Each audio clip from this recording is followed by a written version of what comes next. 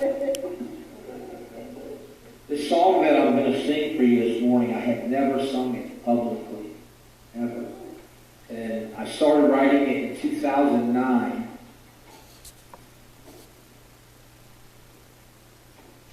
And I've been praying, I don't know, maybe a couple months ago, Pastor Larry and I were here, and it was after everyone had left, and I said, Pastor Larry, let me play a portion of the song I'm working on.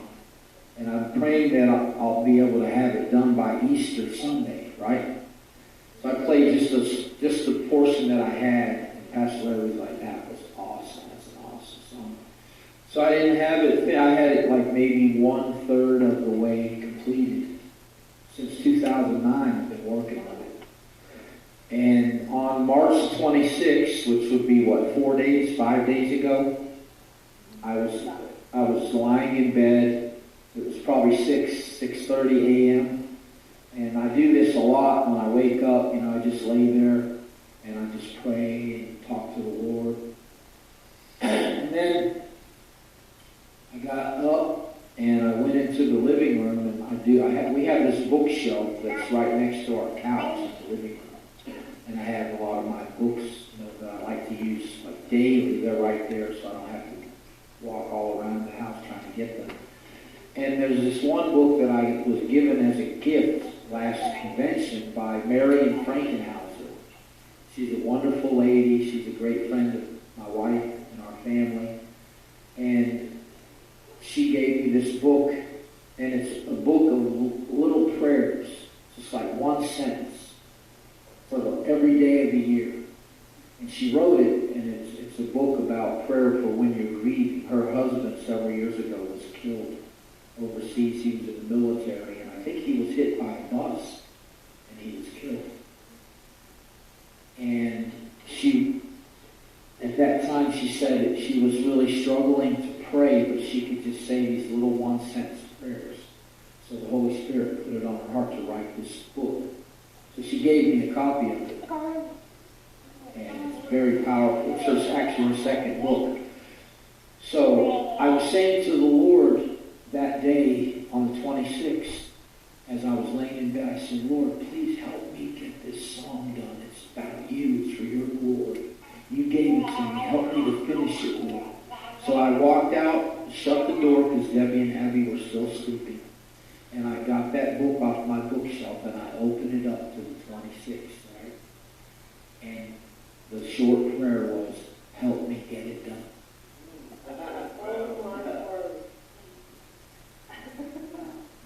And it was just, God was reminding me, like He's hearing your prayer, and He already knew in advance, right? Because He knows our steps before we even take them. He knew I was going to look, because I've been using that. I have 3 devotional books that I use. I have one that's called the Checkbook of the Bank of Faith.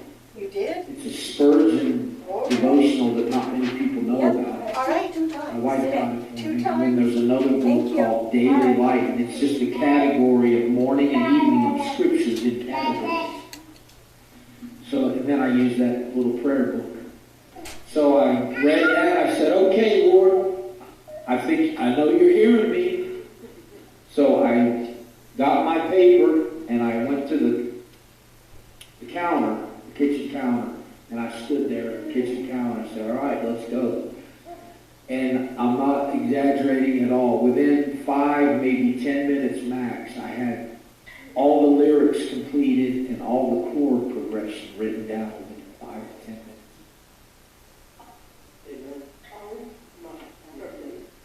And I haven't sung it yet, so this is the first time. I wanted to give you that backstory. Just pray for me, because I've never sung it in public, or pray that God just anoints us right